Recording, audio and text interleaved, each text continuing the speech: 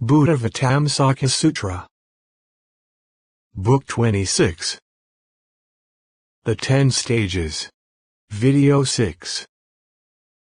It occurs to the enlightening beings, how strange and pitiful these ignorant, deluded creatures, whose countless bodies have perished, will perish, and are perishing, yet even while they are passing away they do not give rise to disaffection with the body. They increase the fetters of suffering, flowing along in the stream of the mundane world, not turning back from great danger and trouble, not letting go of the dwelling of the body-mind clusters. They do not reject the vipers of the elements. They are unaware of the prison of greed for happiness. They do not pull out the arrows of pride and views. They do not extinguish the flames of desire, hatred, and delusion. They do not disperse the darkness of ignorance. They do not evaporate the flood of craving. They do not seek an enlightened guide. Going along with maniacs, they swim around in the sea of the mundane world, in the confusion of grasping of various bad thoughts. Being without refuge, they fall into intense distress and individually experience many pains, such as birth, old age, sickness, death, grief, lament, dejection, mental disturbance. For the sake of these beings, who are suffering distress, without a leader, without a savior, without a refuge, without a reliance, without an island of safety, without direction, in the dark, wrapped up in the shell of ignorance, overcome by darkness, we alone will gather such stores of virtue and knowledge as will enable these beings to be ultimately purified, and finally that they may arrive at the state of unimpeded knowledge of those with the 10 powers. Whatever goodness the enlightening beings undertake with this mind which has realized well-considered knowledge, they undertake it all for the salvation of all beings, for the benefit of all beings, for the happiness of all beings, out of compassion for all beings, so that all beings will be free from trouble, for the liberation of all beings, to take care of all beings, for the purification of all beings, to lead all beings to freedom, for the ultimate nirvana of all beings. The enlightening beings in this 5th stage, the stage difficult to conquer, become all the more mindful, by not forgetting the nature of things. They become wise, by certain knowledge. They become wayfarers, by realizing the hidden meanings intended by the scriptures. They become conscientious because of protecting self and others. They become steadfast, by maintaining disciplined behavior. They become awake because of careful consideration of what is true and what is not. They become followers of knowledge because of not being led by others. They become followers of wisdom because of skill in expression distinguishing the meaningful and meaningless. They become skilled in maturing beings because of skill in effecting higher knowledge. They become accomplished in mystic knowledge because of skill in accomplishing meditation. They become skilled in expedients because of adaptation to the world. They become tireless because of accumulation of virtues. They become ceaselessly energetic because of seeking knowledge. They become unflagging in determination because of having accumulated great kindness and compassion. They become devoted to tireless seeking because of being in quest of the 10 powers, infallible expertise, and unique qualities of Buddhas. They become imbued with well-accomplished attention because of having accomplished Buddha land adornment. They become engaged in various good works because of having accumulated the distinctive marks and embellishments of Buddhahood. They become constantly engaged in right effort because of seeking the physical, verbal, and mental adornments of the enlightened. They become most respectful in conduct because of listening to all enlightening beings and expounders of truth. They become unhindered in mind because of continually traveling through the world by the great skill and means of enlightening beings. They become undistracted at all times because of application of effort to the full development of all beings. Disengaged, the enlightening beings develop people by means of charity, kind speech, beneficial action, and cooperation. They develop people by showing forms, by revelation of enlightening action, by making clear the greatness of the enlightened, by showing the ills of the mundane world, by lauding the knowledge of Buddhas, and by production of great spiritual manifestations and application to various practices and works. The enlightening beings, thus engaged in the development of sentient beings, with minds continually following Buddha knowledge, engaged in unregressing goodness, intent on the search for supreme truth, practice whatever in the world would benefit sentient beings, such as writing, teaching, mathematics, sciences of various realms or elements, medical sciences, prevention of consumption, epilepsy, and possession, warding off poison, zombies, and witchcraft, song and dance, drama, music, storytelling, and entertainment, the construction of villages, cities, parks, canals, reservoirs, ponds abounding in lotuses, groves producing flowers, fruits, and medicines, the discovery of gold, jewels, and other precious substances, methods of pointing out the signs of the sun, moon, planets, stars, constellations, movements of the earth, omens, dreams, and the characteristics of coordination of general and specific actions and forms of limbs and parts of the body. Points of cultivation of discipline, meditation, mystic knowledge, the immeasurables and formless states, and whatever else is not harmful or injurious, that which is conducive to the benefit and well-being of all creatures, that the enlightening beings undertake, guided by compassion, to establish them in the way of Buddhas. To the enlightening beings in this stage, difficult to conquer, there appear many Buddhas by great vision and willpower, many hundreds of Buddhas, many thousands, many hundreds of thousands, many millions, many billions, many trillions of Buddhas. Having seen those Buddhas, the enlightening beings honor and serve them with great resolution, providing the necessities of life, also providing comforts for enlightening beings, and honoring the religious community, and dedicate these roots of goodness to unexcelled, complete, perfect enlightenment. The enlightening beings also attend those Buddhas, and with greatest respect and reverence listen to, take up, and remember their teachings, and, having heard them, apply them as much as possible. Many enlightening beings go forth from society into the tutelage of those Buddhas, and, having gone forth, become holders of learning and preachers of the teaching. Moreover, they become preachers who have attained command of the practices they have learned, because of not forgetting what they have learned from billions of Buddhas over billions of eons. The roots of goodness of many eons of the enlightening beings in this stage are refined, purified thoroughly, and become more radiant, over hundreds and thousands and millions and billions of eons, just as gold adorned with jewels becomes brighter, purer, and more radiant. Because of accomplishment of the virtues of application of knowledge, they also become impeccable in conduct.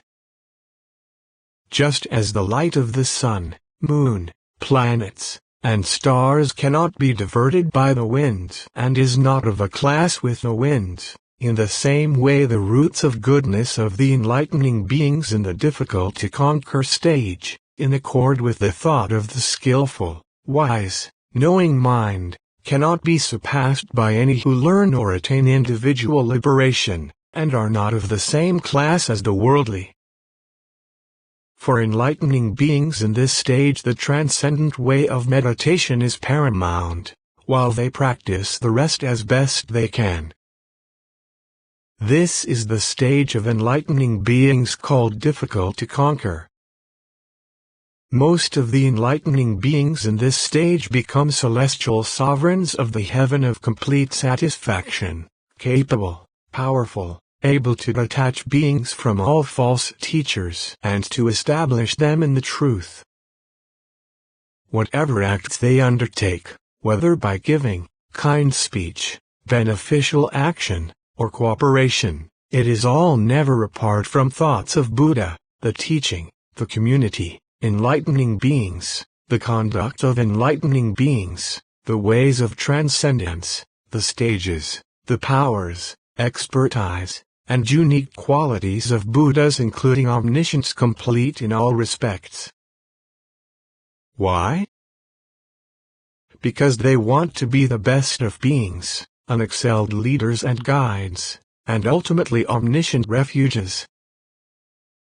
Those who seek to be thus undertake the appropriate effort, by the energy of which they instantly attain 1,000,000,000 concentrations, see 1,000,000,000 Buddhas and perceive their power, shake 1,000,000,000 worlds, go to 1,000,000,000 lands, illumine 1,000,000,000 realms, mature 1,000,000,000 beings, abide for 1,000,000,000 eons, penetrate 1,000,000,000 eons past and future, contemplate 1,000,000,000 doctrines, and manifest 1,000,000,000 bodies, each appearing surrounded by 1,000,000,000 enlightening beings. Beyond that, enlightening beings with the power of vows, by the excellence of their vows, perform countless transformations of body, aura, mystic powers, vision, sphere of operation, voice, conduct, adornments, power, resolution, and performances. Then Diamond Matrix spoke these verses describing this stage. Thus purified in the excellent practices of the fourth stage, they contemplate the equality of the Buddhas of past, present, and future, in conduct, mental attainment, purity of the path, and freedom from doubt, and enter the fifth stage. Their bow is recollection, their arrows the spiritual faculties, undeflected. Their horses the right efforts, the bases of mystic power their chariot, the 5 powers their armor, which no bandits can break through. Heroic, never retreating, they enter the fifth stage. Clothed in conscience and modesty, wise, with the fragrance of pure conduct, with the garland of the elements of enlightenment, the unguent of high meditation, with excellent methods adorned by wisdom and reflection, entering the garden of mental command, they come to this fifth stage. The 4 bases of mystic power their feet, pure mindfulness their necks, noblest kindness and compassion their eyes, lofty wisdom their teeth, the roar of selflessness overcoming the thieving afflictions, the human minds, equanimous, wise, enter this fifth stage. Having attained this excellent fifth stage, they further cultivate the luster of the pure path, with a pure intent, to attain Buddhahood. They think of compassion and kindness, without distress. By gathering stores of virtue and higher knowledge, by many means they observe the range of the stages. Mindful of the power of the Buddha, imbued with intelligence and reason, they contemplate the 4 truths completely. They delve into the ultimate truth, the conventional truth, the truth of characteristics, of distinctions, and structure, the truth of substance, of the tainted and annihilation, the truth of the path, up to the truth of the unobstructed. Yet though their subtle discernment seeks the truth, they do not attain highest unobstructed liberation. Still, by great knowledge and application they surpass all virtues of which worldlings are capable. Thus, having developed veritable discernment of truth, they know the conditioned is unreal by nature and valueless. They gain the light of compassion and kindness of Buddhas yet more, seeking enlightened knowledge for the benefit of sentient beings. They observe the past and future of the conditioned, those shrouded in the darkness of delusion, caught up in suffering, and rescue worldlings bound to this mass of suffering, though they are without self or soul and equal to grass and trees. Because of two simultaneous afflictions are you reborn, past, present, and future. You find no end to suffering. They see these people are lost, not turning back from the mundane world, though it has no being of its own. Dwelling in the clusters, with the serpents of the senses, infested with errant views, hearts burning with fire, shrouded in darkness, sunk in a flood of craving through lack of insight, without the guidance of Buddha, they are stranded in the sea of suffering. Knowing this, enlightening beings strive yet more diligently, undertaking the liberation of all sentient beings. They become mindful, discerning, intent, steadfast. They become conscientious, hence awake and full of wisdom. They do not cease their accumulation of virtue and higher knowledge. Without weariness or laxity seeking power, they develop plans, features, and voices of Buddhas unceasing, all their deeds being for the weal of the living. In order to mature people, they establish arts and skills: writing, printing, mathematics, medical sciences, exorcism, antidotes, curing, establishing excellent education, compassionate, kind, intelligent, witty in the finest song and dance. They build delightful places, canals, parks with flowers and fruits, places to sit, doing many things for the pleasure of beings, even revealing many kinds of treasure truths. Mastering observation of the movements of celestial bodies and earth as well as physiognomy, they accomplish formless meditations, mystic knowledges, and the immeasurables, desiring well-being and happiness for the world. Arriving in the difficult-to-conquer stage, practitioners of higher wisdom serve billions of Buddhas and hear their teaching. Their goodness and heart become more radiant, like gold sprinkled with jewels. As the jewel palaces of the constellations are not swept away by the wind, so are enlightening beings unaffected, while working in the world for being's sake, like lotuses to which water does not cling. In this stage, those experienced lords of contentment destroy the actions of false teachers, the abodes of manifold views. All the good they do is in the cause of enlightened knowledge, wishing to become saviors of beings, rich in the 10 powers. Arousing superior energy, unflagging, they serve 1,000,000,000 Buddhas. Having attained concentration, they shake 1,000,000,000,000 worlds, bearing the undertakings of the virtuous. Thus have enlightening beings, excellent guardians of the living, told of the 5th stage, called difficult to conquer, in myriad different ways. Having heard of the superior practice of this exalted stage of the wise, the host of enlightening beings, delighted, showered flowers and sprinkled the Buddha with sublime jewels radiating pure light, uttering praise. 100,000 celestial beings in the sky, pleased, scattered exquisite varicolored celestial jewel dust on the Buddha, presenting incense, garlands, perfumes, parasols, decorative banners and pennants, and ornamental crescents. The commanding Lord of the Celestials, along with all heavenly hosts, hovering in the empyrean, well-pleased and serene, showered clouds of jewels in offering to the victor, urging the enlightening beings to speak. 1,000 goddesses in the sky sang pleasantly and played music, singing as with one voice in praise of the Buddha, destroyer of the fire of afflictions. Empty nature quiescent, all things are signless, equal to space, beyond discriminating thought, totally pure. Beyond motion or stillness, beyond philosophy, all equal in suchness, high their suchness, the essence of things is beyond thought. Those who understand all things thus are unmoved by existence or non-existence, with compassion for the world, striving for liberation. They are offspring of Buddha, born from the teaching. They practice generosity without concern for appearances, with well-disciplined minds, fundamentally tranquil, extremely calm. They tolerate what is made in the world, knowing the imperishable truth. They are endowed with vigor and strength, detached from all things. Having fully entered into meditation, exhausted afflictions, they are purified.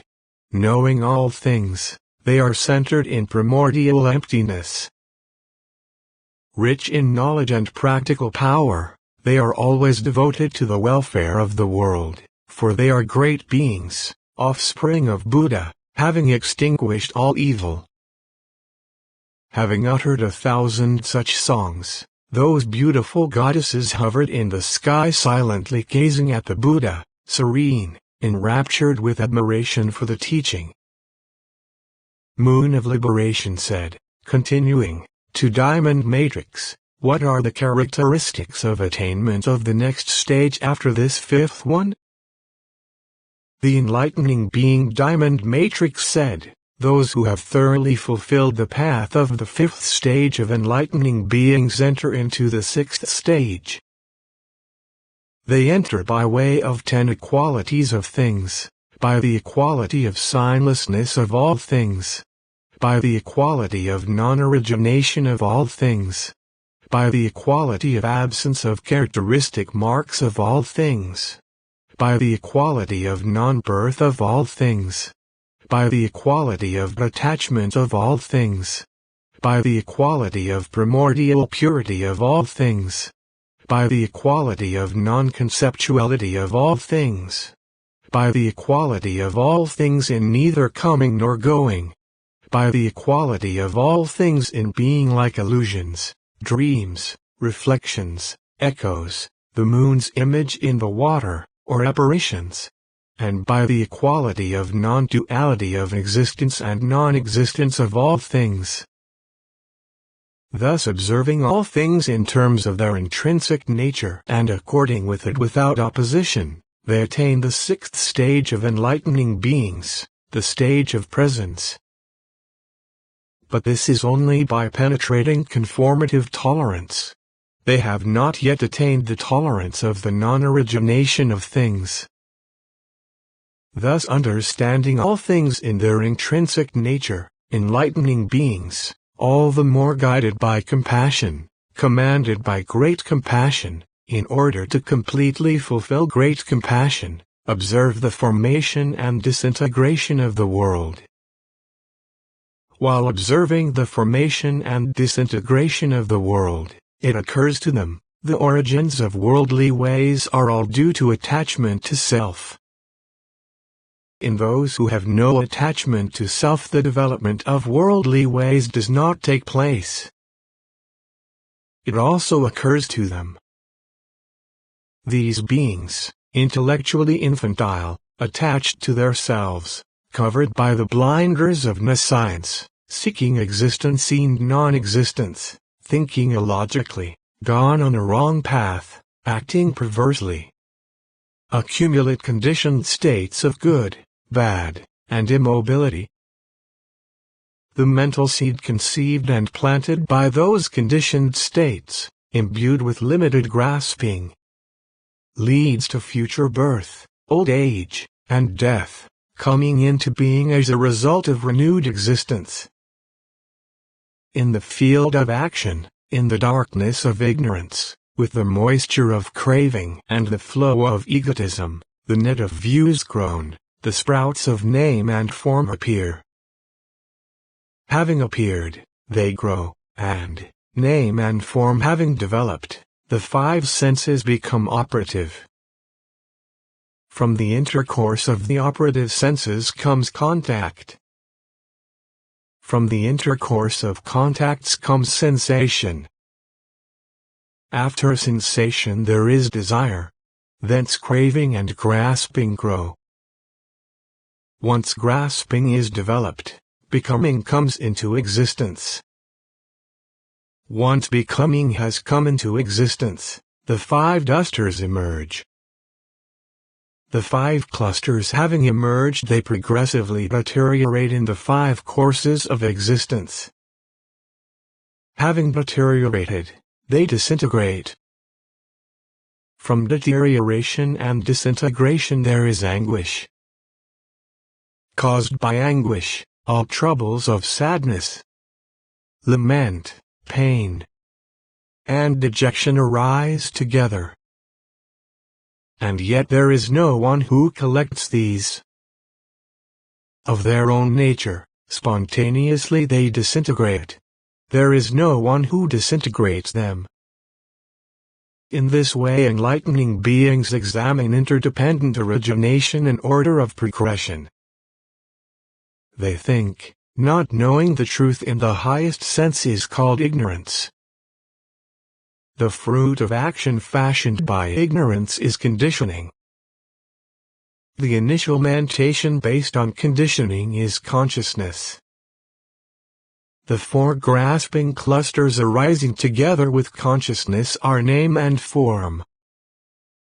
The development of name and form is the 6 sense mediums. The conjunction of the sense faculties, objects, and consciousnesses is tainted contact. Born together with contact is sensation. Clinging to sensation is craving. Craving develops into grasping. Tainted action issuing from grasping is becoming. The outcome of action is birth, the emergence of the clusters. The development of the clusters is old age. The disintegration of the aged clusters is death. The mental anguish of the dying, the disintegrating, who are deluded and attached, is grief. Crying out in grief is lament. In the 5 senses it is pain. In the vision of the mind, it is rejection. The coming into being of much pain and rejection is torment. Thus this whole mass of suffering, this tree of suffering, grows, without any agent or knower. They also think. From attachment to an agent, actions are cognized. Where there is no doer, doing cannot, in the ultimate sense, be found either. They also think, all that is in the world is only mind. These 12 elements of becoming analyzed and explained by the Buddha are also all based on one mind. Why?